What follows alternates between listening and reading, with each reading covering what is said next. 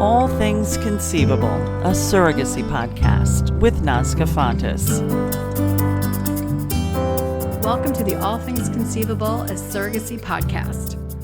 You know, in getting ready for today's show, as some of you might know if you're listening to me, that podcasting is a relatively new endeavor.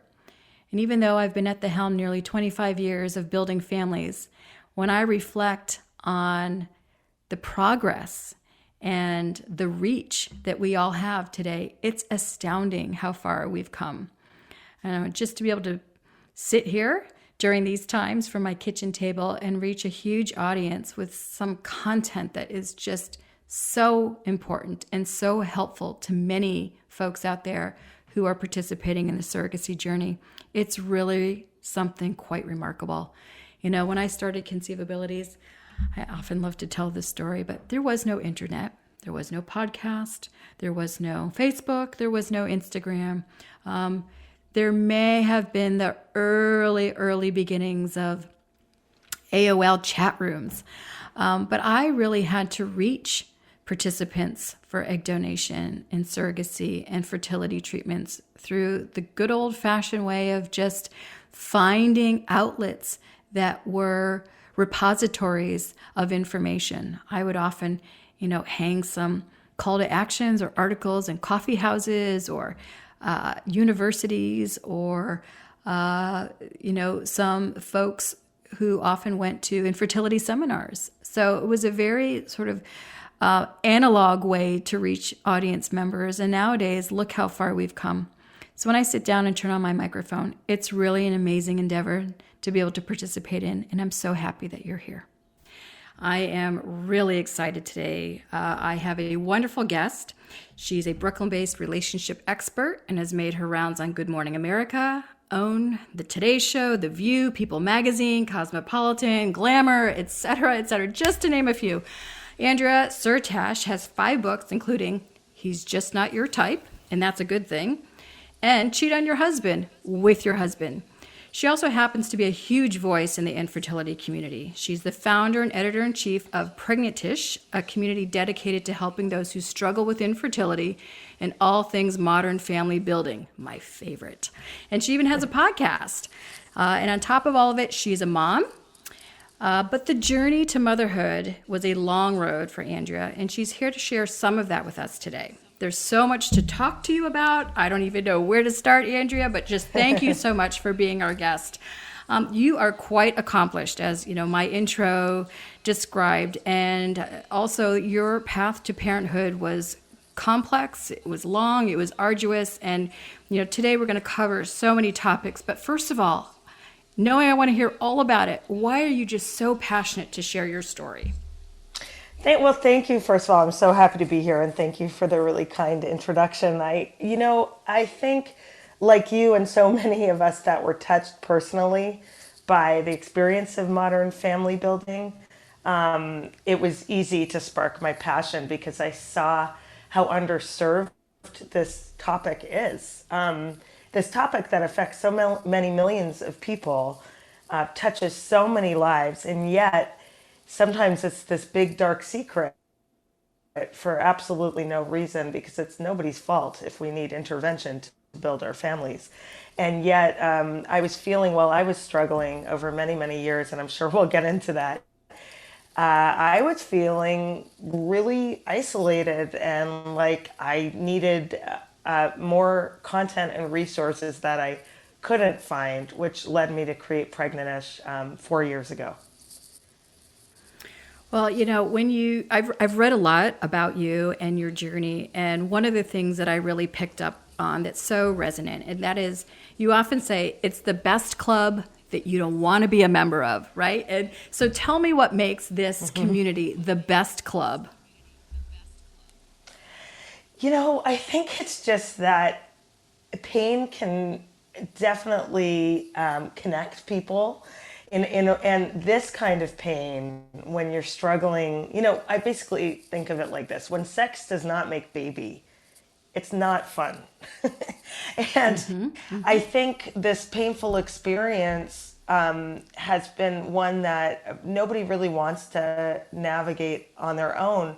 And when they find like-minded people who understand the challenge and they're not getting the advice that so many well-meaning people give, but who haven't been through it, like just relax and you'll get pregnant when you have medical infertility. When other people understand that it's not that easy, there's not a quick fix when you have a medical issue or you need modern family building because of other reasons. Maybe you're in the LGBT world or you're single, whatever the case may be, people's well-meaning advice isn't helpful. And when you find community who understands the pain and the pain point and the process, it's wonderful. I will say that the community has radically changed, and you've seen this probably much more than me with your work, but it's changed since even I launched Pregnanish 4 years ago. I started trying to conceive almost a decade ago, and there was way less than there is now. Now you can, our biggest audience is on Instagram, where people can find each other and, through Twitter or Facebook through hashtags, like infertility community is a popular hashtag. So that didn't even exist a decade ago. So it's easier also to find community.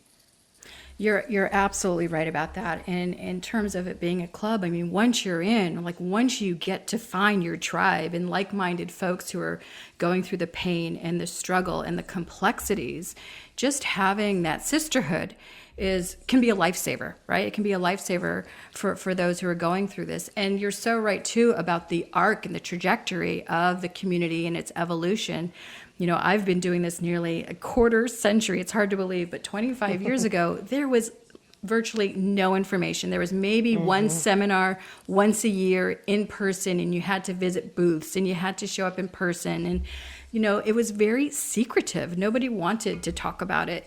You didn't have like-minded folks out there. And there was this element of, I guess I'd have to say, shame or embarrassment, which is a really tough thing to say outwardly, because there should be nothing shameful or embarrassing about needing help, about needing care in your journey to parenthood. And, your journey in particular has been quite a long one. I'd love for you to share, however much you are comfortable sharing, about how you started and how you eventually found your way to motherhood. Sure. I've actually found a way to shorten the decade journey so that it fits in a podcast segment, because I always joke when people say, tell me your journey to parenthood. How long do you have? Right. The broad strokes, the shorter story is when I started menstruating around 14 years old, a doctor suspected I had endometriosis. I didn't know what that was, but I was put on the pill. I was told that would help. And I remember the doctor saying to me, because I should say, my periods used to render me helpless. I couldn't go to school. Once I was in the hospital, I was out for weeks, and my mother took me to the doctor to check it out. And when the doctor said, you may have fertility issues later, I was 14. I mean, the last thing I was thinking about was getting pregnant. So I kind of stored that in the back of my head. And then when I married my husband, I told him that maybe on one of our dates or when we first got married. I said, a doctor once told me this. I don't know if it's true. It may take us a year or two to conceive. And I laugh at that myself now, because it took us 8 years before we met my daughter. But the long story shorter is 18 fertility treatments, 8 doctors, 2 miscarriages, major surgery to remove a fibroid tumor, thinking that would help, a lot of stops and starts and heartache. And then in year 6 of trying to conceive, I should say, with fertility treatments, because we had tried for a couple years before we saw RE, a reproductive endocrinologist. In year 6, a doctor said to me, I'd like you to genetically test your embryos. And because I suspect you have healthy embryos, and I think it's your uterus that's giving you issues here.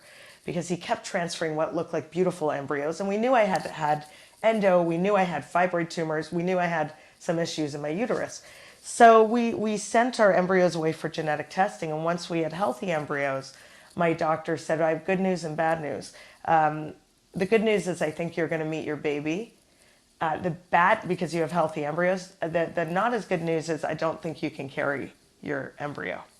And I'd like you to consider gestational surrogacy. I had never heard of that. I didn't, like I'm sure some of your listeners or people that approach you at your, company. I knew very little about surrogacy. To me, surrogacy, first of all, wasn't ever with your own embryo. It was, I don't know, it was a big mystery to me. So I started researching. I kind of had Google on my side. This was only a few years ago. And I realized, wow, it's really helped a lot of people build a family.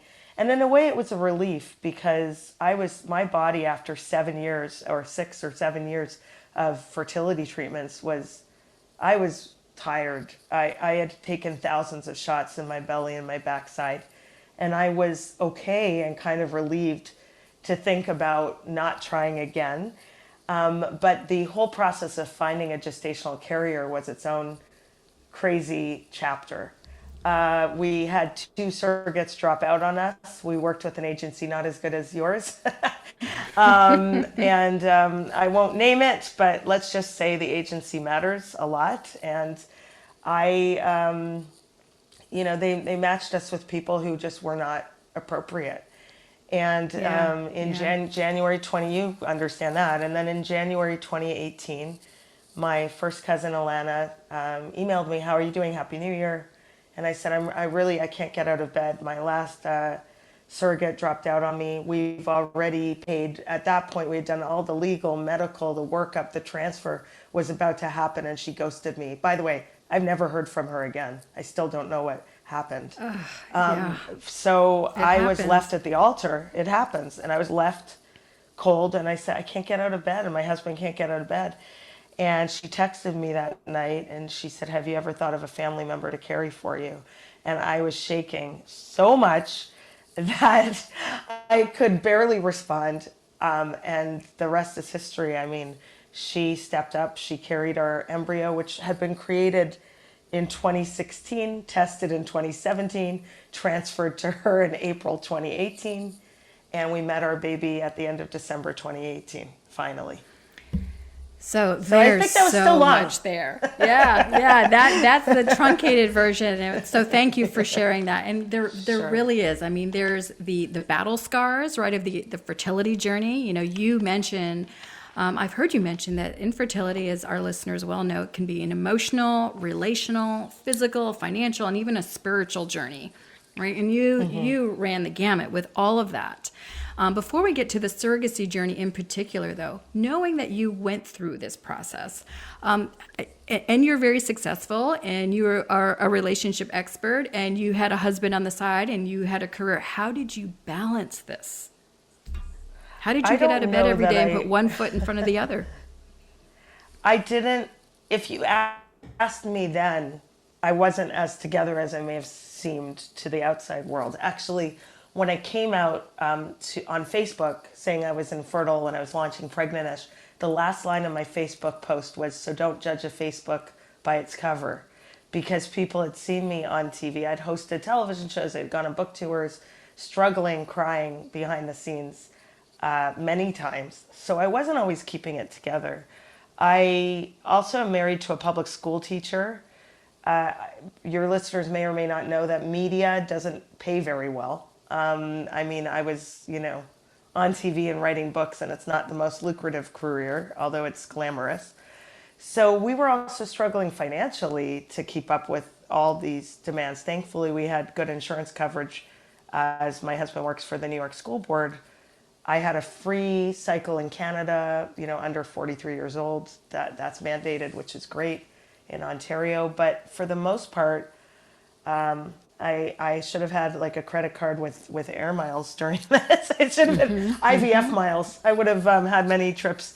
I just think basically you just put one foot in front of the other in real time, not really overthinking it, because the goal, and I say this to our readers and listeners at Pregnan all the time, the stakes are so high with this topic. We're talking about literal life. I mean, we're not talking about another goal that may or may not be big stakes. And For that, I think a lot of us go a distance we never expect because it so deeply aligns with our values and our sense of who we are and what we want.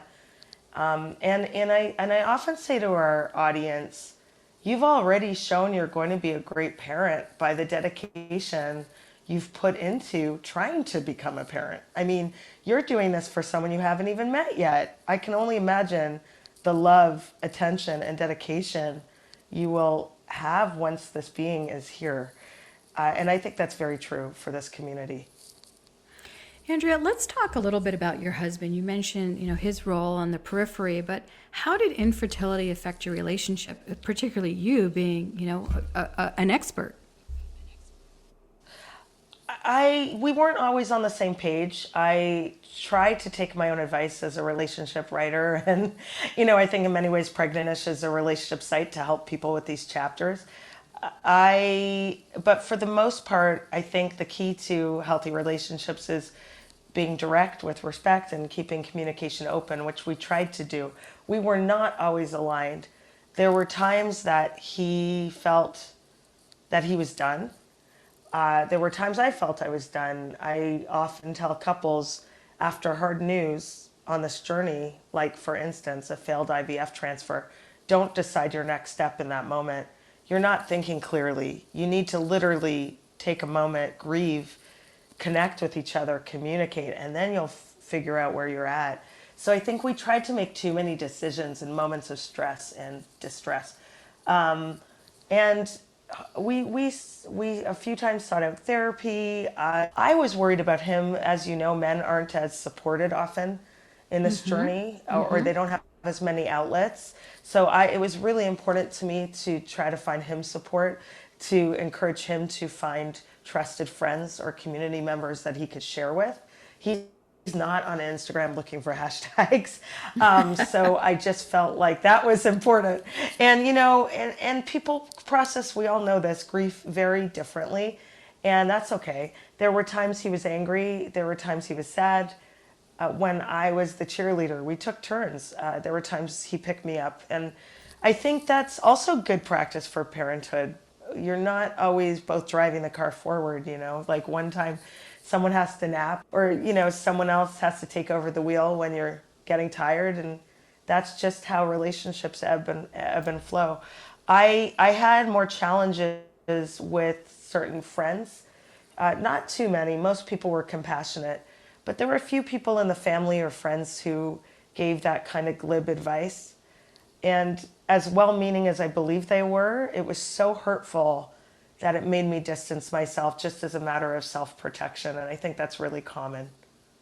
It is very common, to the point that people can be very well-intentioned, but they lack the navigation skills in this field, right? And they often don't know what to say. And those well-intentioned phrases can oftentimes just make it worse.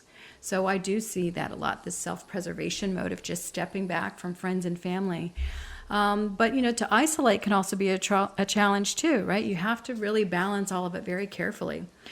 Tell me about the moment when, you shared your fertility journey in a nutshell and the point where you realized in concert with your physician that it was the carrying that was the real issue, that you had, beautiful embryos that you and your husband created, but it was the implantation and the carrying of the pregnancy that proved challenging. So tell me about that moment when you and your husband, settled on surrogacy as the next step forward.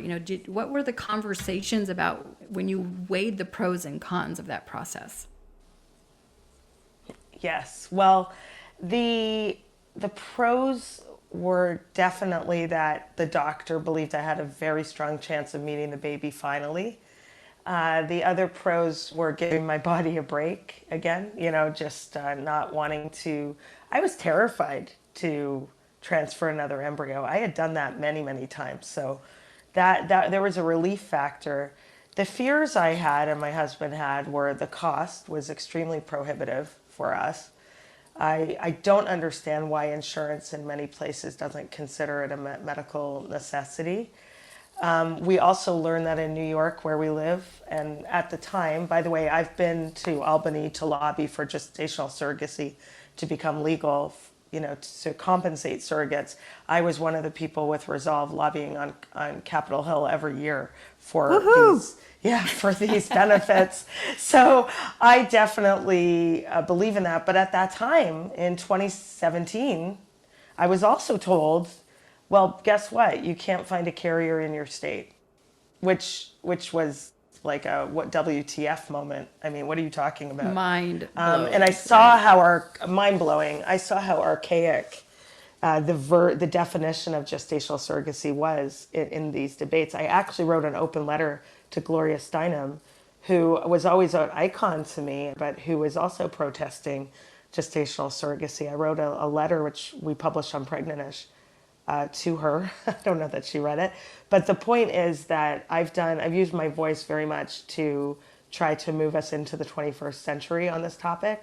I basically was also overwhelmed by who would carry, how would we find that person. When we had initial consultations, I was running Pregnan, so a lot of agencies reached out to me, we'll help, and what can we do? And that was lovely. But again, cost was a big issue. I mean, we still have an embryo that's healthy, frozen. And the whole process, I can't even imagine where we start again. But I believe in it, obviously. So I think even writing the application, you guys know this deeply about all the questions you're asked. I felt I was a bit triggered, to be honest, by the questions around why I kind of deserved to be a parent. It wasn't framed that way, but that's how we were reading it with our sad infertility lens, and it felt very nerve-wracking to present our best selves to hopefully be picked. And I remember saying to my husband, you don't look happy in this photo. We're never going to get chosen. They're not going to think you're friendly and nice. And he said, this is nuts. I want to, what are you talking about?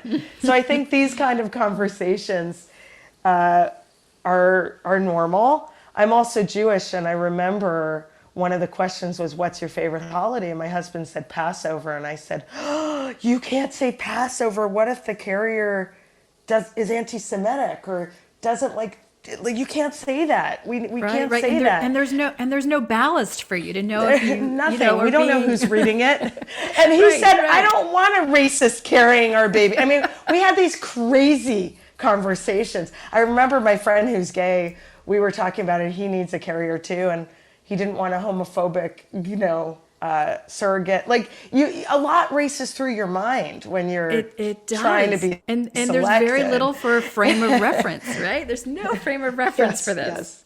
Yes. No. So we were just going in blind, and we were chosen, twice, and both people left us, not for reasons I later heard that were hopefully because of who we are, but their own personal situation, which is why I don't think they were screened appropriately.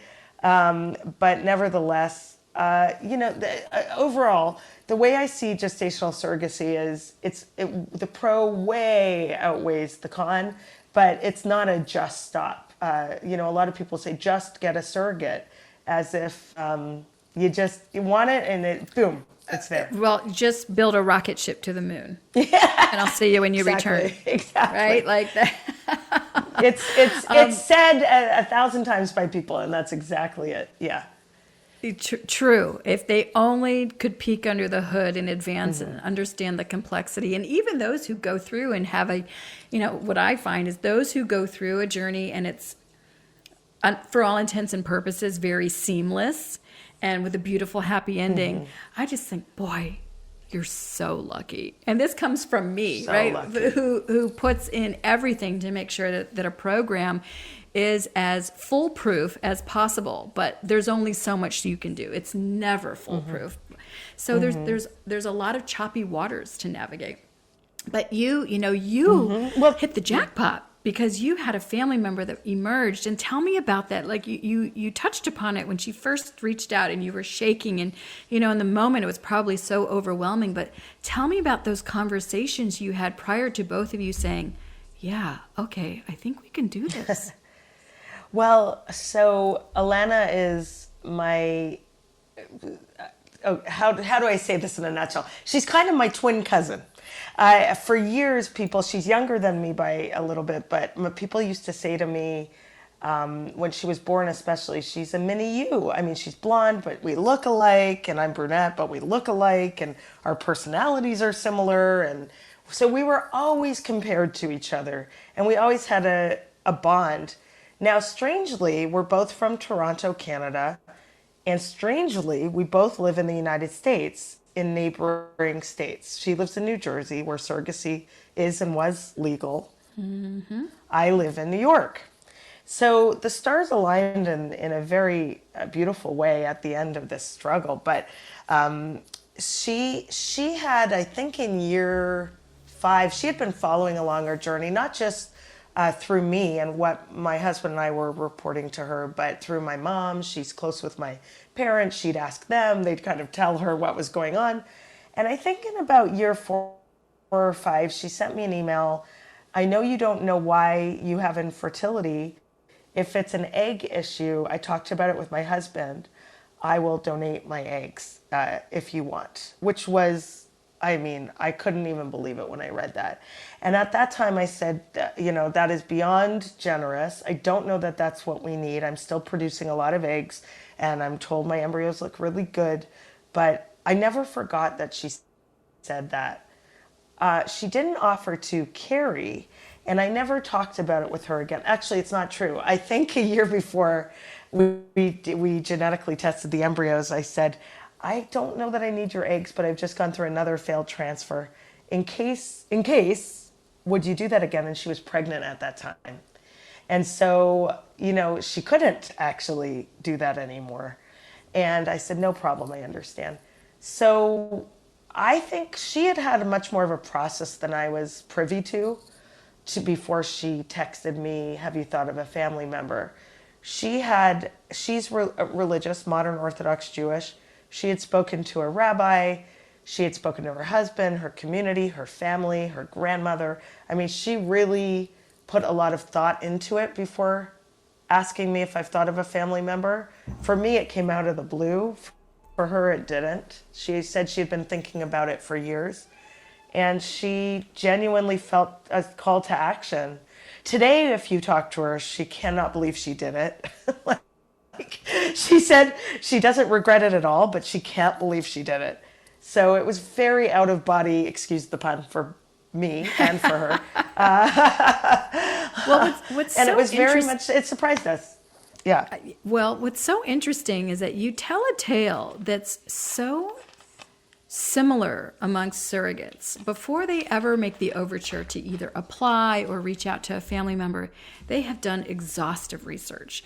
So, this is probably news to you, but through this experience, you know it to be true, right? They will certainly not endeavor to be a surrogate without dotting the I's and crossing the T's within their own community first, because they really do need that support. And so thinking about support, when you and Alana finally made this decision after probably some pretty interesting and deep conversations, not just with each other, but probably with your respective spouses, then you had to share it with your family. What was that like? That was dramatic at times. Most of the family were so supportive. They had seen what I had gone through with my husband. But of course they had concerns and expressed them. We assured them that the lawyers would draft very intricate, documentation. We'd have therapy. We were going through it so consciously with our eyes wide open that no one was going to pull a fast one. There wasn't going to be something that shocked either of us. I would say, the thing that Alana did not expect as a carrier was the IVF shots for progesterone, because she had had 2 successful pregnancies at that time. She had carried well. She enjoyed being pregnant. You probably hear that with many of the surrogates you've worked with. And yes. For her, pregnancy wasn't fun all the time, but it was an experience she enjoyed. And what she hadn't experienced was preparing the body for implantation. and then supporting the pregnancy in those initial weeks. The IVF shots were something I had done for 7 years at that point. So I was more familiar and trying to support her through that. But I know that was hard for her at the beginning. And I'm so proud of her for sticking through it and doing it with a big smile. She didn't complain to me, even when she asked questions, even though I know she wanted to. Right, right. So that was something that was a surprise to her, but not necessarily a misconception. Were there any, misconceptions that when you shared with your family and friends that these surfaced and you had to kind of debunk or dispel any myths? Oh, I mean, where do we begin? Yes, there were a lot maybe of the juiciest things. one or two. We'll do. Well, I love those who say, "Oh, the baby doesn't look like you, Alana." That's a funny one because it's not. I mean, we're first cousins, but my baby should look like her only in that respect. So that was one. A lot of times, the medical personnel didn't know how to talk to us. Now, in a way, I don't blame them. We delivered at Englewood Hospital. I think it was their first surrogacy birth, literally. I think people think surrogacy is way more common also.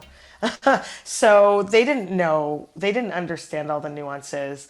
A lot of times when we were monitored, people would call Alana's, whatever they were monitoring, they'd call it her baby. Your baby this, your baby that. And Alana's so thoughtful, she would correct them. Yeah, that's my cousin Andrea's baby. I'm the gestational carrier. So there was a lot of moments like that through the pregnancy. I think an undertold story for intended parents is as grateful as we are, as in awe as we are of our carriers, and forever grateful. You're left out sometimes. You don't realize how everyone's congratulating and in awe of your carrier, as they should be. But this was also our moment after 8 years. It was our baby coming, and I wasn't carrying this embryo, but I certainly went through thousands of shots to create her. And I felt a little left out sometimes through no fault of anybody, to kind of remind them, yeah, we're the expected parents over here, even though you can't see it because my belly isn't pregnant. That was at times a bit painful. Sure. And I mean, you speak to something that's really interesting that folks often don't think about. And that is, there's so much joy, right, surrounding this. You finally are just about to, get that ball over the finish line. But, along the way, there can be obstacles and setbacks too. And when you're sort of pregnant by proxy through a surrogate, you don't realize, or folks external to the process don't realize that while you share in lots of triumphs, there's also shared grief when things don't work out the way they should. And sometimes folks, either they put the joy on the surrogate and the grief on the intended parents, or vice versa. But, there can be examples where pregnancies, they fail, right? There's miscarriages. And, now there's 4 parties grieving a very private moment. And folks forget that, surrogates have to navigate those emotional waters too. 100%. We just talked about that actually on the Pregnan-ish podcast, which I host. We did one with for Pregnancy and Infant Loss Awareness Month on miscarriage with Dr. Jessica Zucker, and we were talking about when surrogates miscarry and how that's an undertold chapter. And I'm so glad you brought that up, because I think people don't, it's as you said, shared triumphs and shared grief. And by the way, with grieving, as we said before, each person might grieve totally differently, and that's not wrong.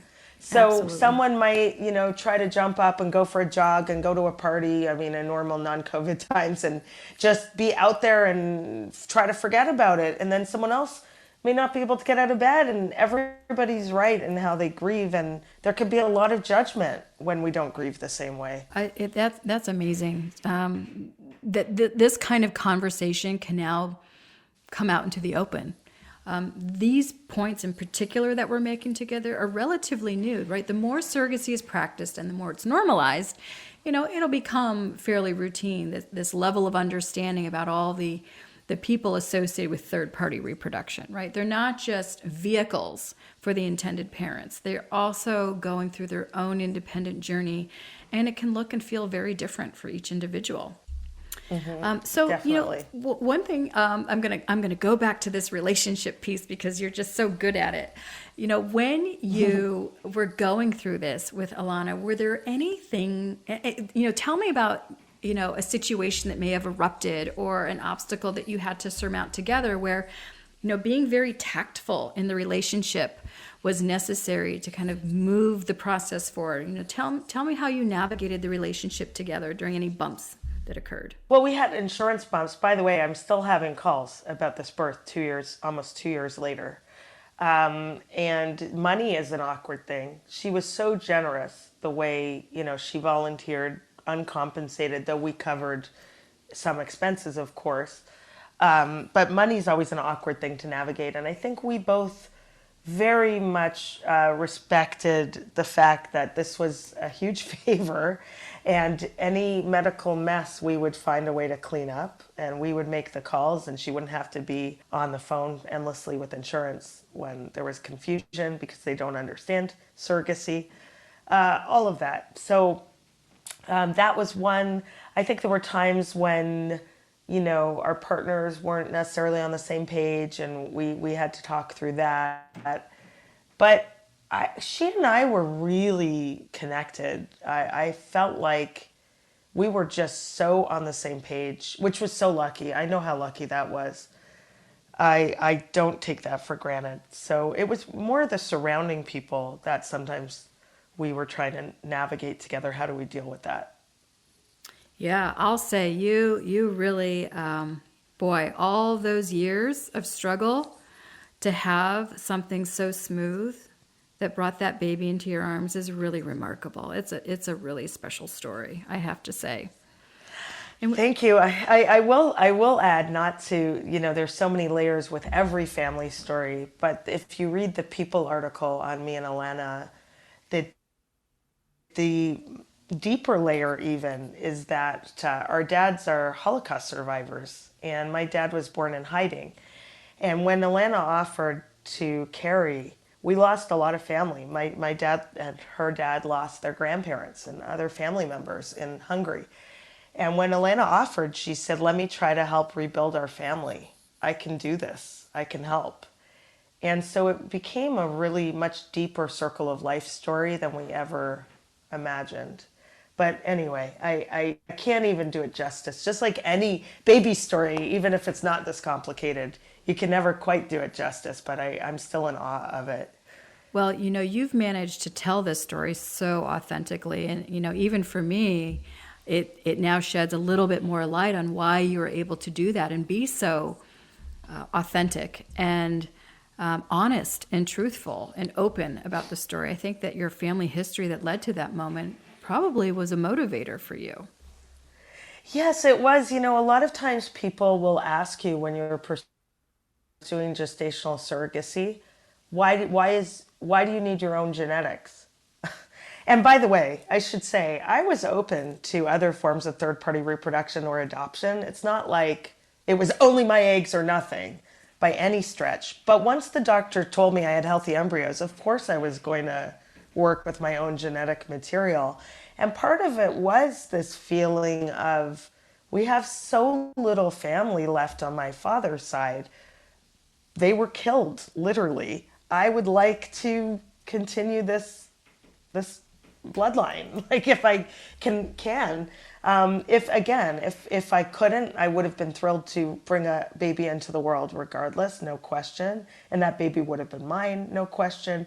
But it did have deeper meaning for me in terms of, that reasoning. For folks who are listening who are on the cusp or precipice of moving into a surrogacy process or undertaking a surrogacy journey, what would be some pieces of advice that you'd love to share with them? Give them some perspective on the things that matter most. I think the biggest advice I would share as someone's embarking on a surrogacy journey is to expect the unexpected. You have to be somewhat resilient, resourceful, and you really have to move along with some twists and turns you may not expect. And to know that everybody is working towards the same goal, and that's a beautiful thing. I'm a big fan of open communication, and even when things are uncomfortable, expressing it in the most respectful way will always be better than sweeping it under the rug. And it's how you say things. It's not that you have an issue, it's how you present the issue. So if something is uncomfortable and you bring it to someone's attention, acknowledging what you appreciate about them or how they mean well, and then expressing what you need will allow the other person to hear you more clearly. These are relationship tactics I talk about all the time in my books and writing, and this is something I tried to apply in the surrogacy journey. Everybody in this process is going through something. They may not be going through it, as we've talked about, the same way you are.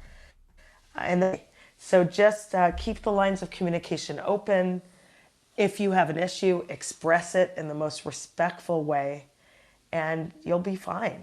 It's the most beautiful thing when it works. Well, that leads me right to the penultimate question here.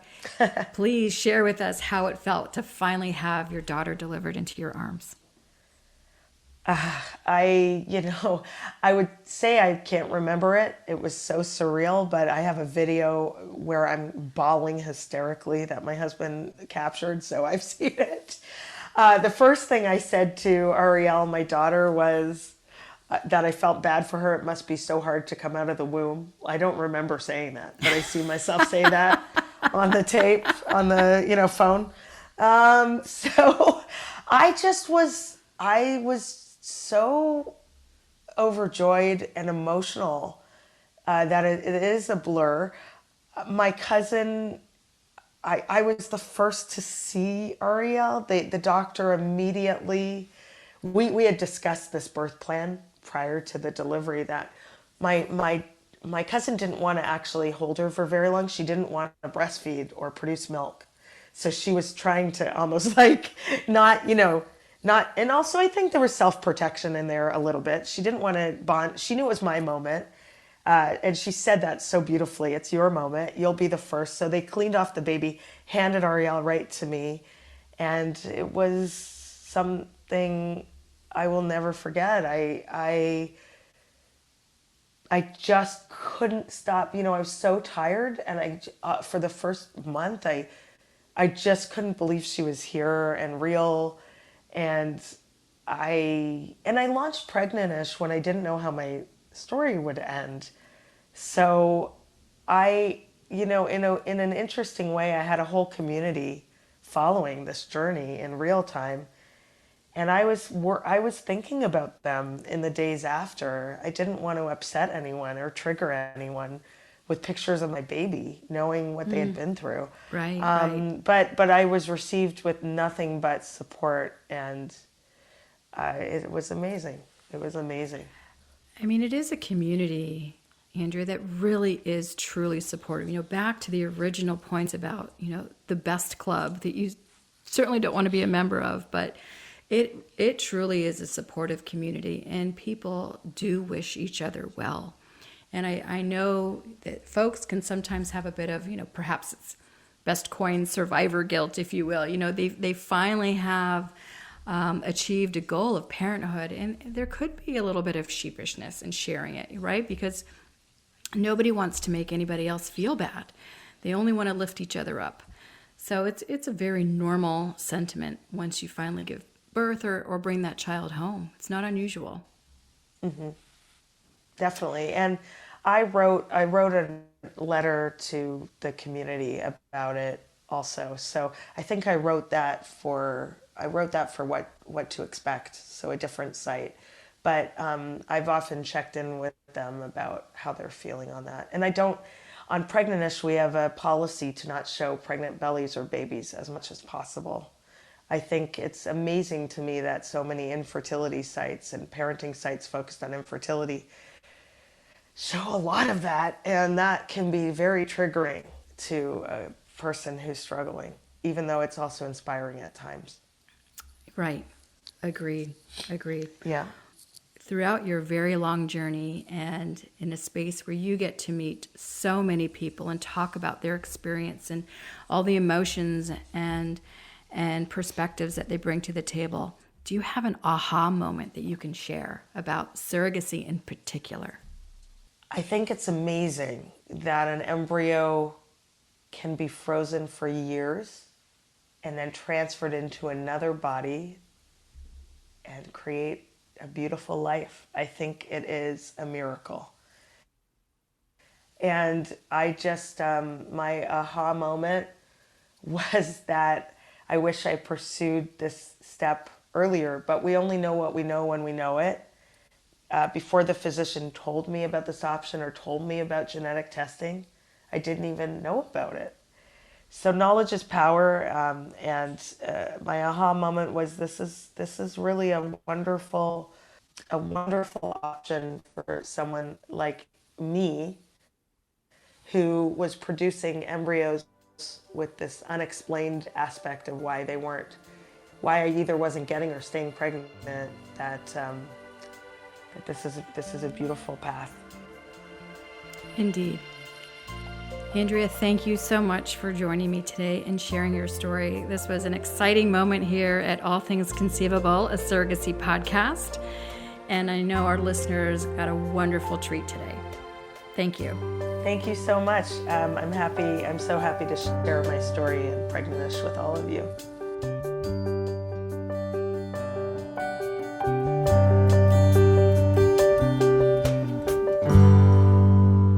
That was really a special segment. I was so excited to have an opportunity to talk to Andrea in person and hear her story.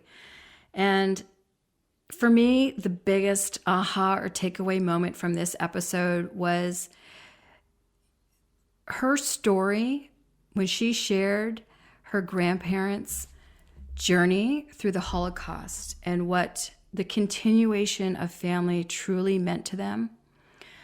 You know, when we meet family members, friends, strangers, and we hear about their infertility struggles and this overarching desire and drive to have a family, that's only the surface.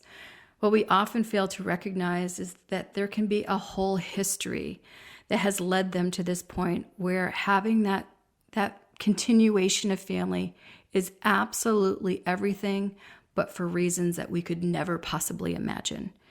And every person does come to parenthood through their own winding path. For some, it's very easy. Obviously, for some, it's quite challenging. But the dream and the desire is tied together by this drive to have the continuation of something much longer and much deeper than ourselves. So I really thank Andrea for bringing that story today to the All Things Conceivable podcast and having our listeners understand just a little bit more about the complex road that we all take towards parenthood. We know that support is so important throughout your surrogacy journey. That's why we founded the Surrogacy Learning Center. Our new online community is committed to educating and connecting those in the surrogacy community. And I'm excited to invite you to join and connect with experts and people in the surrogacy world. You can sign up at thesurrogacylearningcenter.conceivabilities.com. Thank you, listeners. It was great to have you, and I'll see you next time. Take care. At Conceivabilities, we believe that everyone who wants to become a parent can. Our agency has helped build thousands of families for nearly 25 years. Whether you are an intended parent ready to fulfill your family destiny, a surrogate answering your calling, or an egg donor wanting to expand what's possible in your life, we are your people. See how matching matters. Learn more by joining our Surrogacy Learning Center community at surrogacylearningcenter.conceivabilities.com.